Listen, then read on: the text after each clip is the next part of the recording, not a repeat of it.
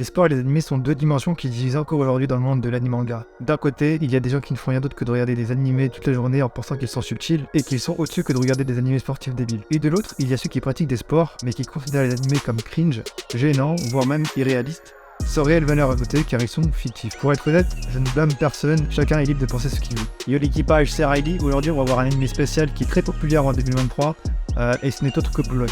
Dire que tout est irréaliste et sans valeur ajoutée sous prétexte parce que c'est des mangas, c'est comme insulter le crocodile lorsque vos pieds sont encore dans l'eau.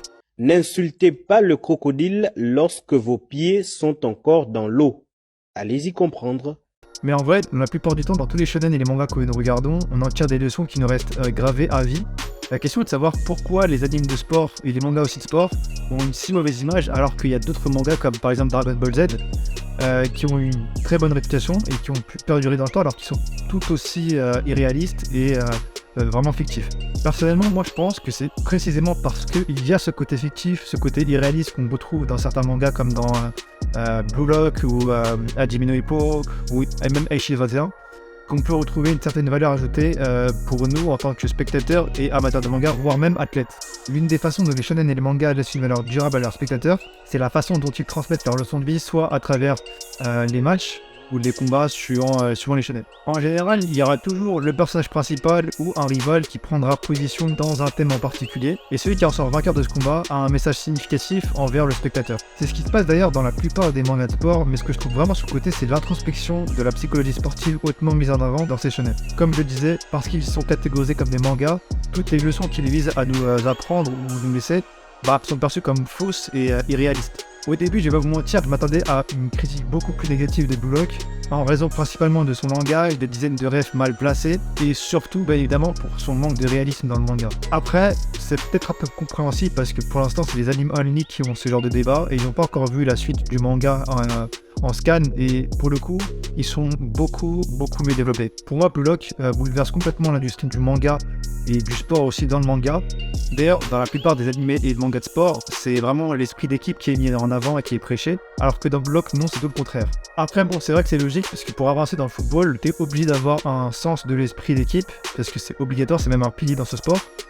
Mais ce que je trouve sous-côté, c'est vraiment le développement personnel. Dans les mangas et animés de sport individuels, comme Hajime no Ippo ou Baki par exemple, les valeurs qui sont prônées sont l'intégrité, l'humilité, le désintéressement, etc. Et ici, la différence avec Blue Lock, c'est que ce manga met en avant ses qualités d'adaptation, ses qualités un peu personnelles, pour avancer, pour développer le personnage, développer l'équipe aussi, et vraiment continuer l'histoire. Et en vrai, c'est marrant parce qu'on part vraiment du tout au tout. Partez d'une sacralisation de l'esprit d'équipe à un jeu complètement personnel et égocentrique. Et rien que pour ça, Blue Lock a mis la barre très haut dans son originalité. Ce qui me ramène à un point important, c'est que Blue Lock bouleverse en même temps le genre sportif classique qu'on a dans les mangas de sport au Japon, en essayant de critiquer un peu les normes suicidaires qu'on retrouve au Japon. Globalement d'ailleurs, il est aussi critiqué par sa transparence entre la culture du travail et la culture du sport.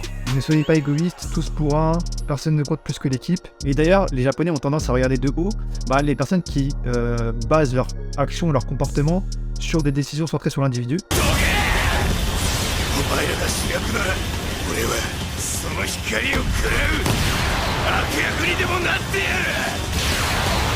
Ce qui pourrait peut-être expliquer pourquoi ils ne produisent plus autant d'athlètes agressifs que dans d'autres pays par exemple, ce qui expliquerait pourquoi ils n'ont jamais gagné une Coupe du Monde ou qu'ils n'en gagneront jamais dans le futur. Bien que leur performance à la Coupe du Monde 2022, elle était vraiment sublime et incroyable. Petite parenthèse d'ailleurs, je sais pas si vous avez remarqué, mais les Japonais en général excellent vraiment dans les sports individuels comme le baseball, le karaté ou le judo. Et en fait, selon Jinpachi, ce qu'il faudrait, c'est qu'il faudrait vraiment accentuer l'ego et les décisions personnelles des joueurs. Pour vous dire les gars, moi-même je déteste les joueurs égocentriques, mais là si on suit la perspective de Jinpachi, d'un point de vue vraiment développement personnel, il peut s'avérer qu'il n'a pas vraiment tort, donc on pourrait suivre son sens et peut-être améliorer le statut et le niveau des joueurs de cette façon-là. D'ailleurs, un autre moment de psychologie sportive que j'adore dans Blue Lock, c'est le phénomène de zone, entre guillemets, que l'on retrouve d'ailleurs dans plein d'autres mangas comme Kuroko no Basket, IQ, voire d'autres. C'est en fait un état sportif de calme et de maîtrise complet, assez addictif mais très difficile à atteindre.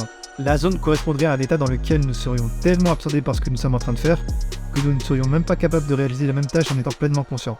Là, si vous voulez, on exclut vraiment toutes les barrières temporelles pour avoir uniquement le momentum de l'action ou de la tâche réalisée.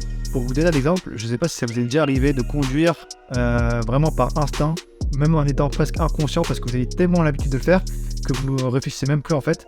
Bah là c'est exactement pareil. Pour atteindre cette zone, il faudrait trouver un équilibre entre la difficulté de la tâche que nous voulons effectuer et aussi notre capacité à la réaliser. Bon après c'est logique, il faut évidemment que la difficulté suive un peu notre niveau, sinon on serait pas capable de le faire, on serait même trop anxieux, trop stressé pour produire quelque chose. En plus c'est grave intéressant parce que même dans Block il nous le montre, lorsque le match est jugé trop déséquilibré, Isagi et son équipe ne pouvaient même pas rentrer dans la zone pour essayer de faire la différence par soit de nouveaux mouvements, soit acquérir de nouvelles compétences. Et du coup, ils étaient obligés de rencontrer des équipes un peu moins fortes afin de créer de nouveaux puzzles de stratégie entre guillemets pour acquérir de nouvelles compétences ou de nouvelles capacités physiques. Au final, moi je pensais qu'au début, Block allait être un manga assez grossier et assez caricatural, on va dire, de l'esprit football et de l'esprit sportif de manière générale dans le manga. Mais si on regarde ça d'un point de vue un peu plus perspective et d'un point de vue un peu plus développement personnel, en fait on peut voir que tous les choix de Jinpachi et de Isagi sont cohérents et font complètement sens. Bon après c'est sûr les gars, on va pas se mentir, il y a des effets de fou, c'est super bien dessiné, l'animation est incroyable.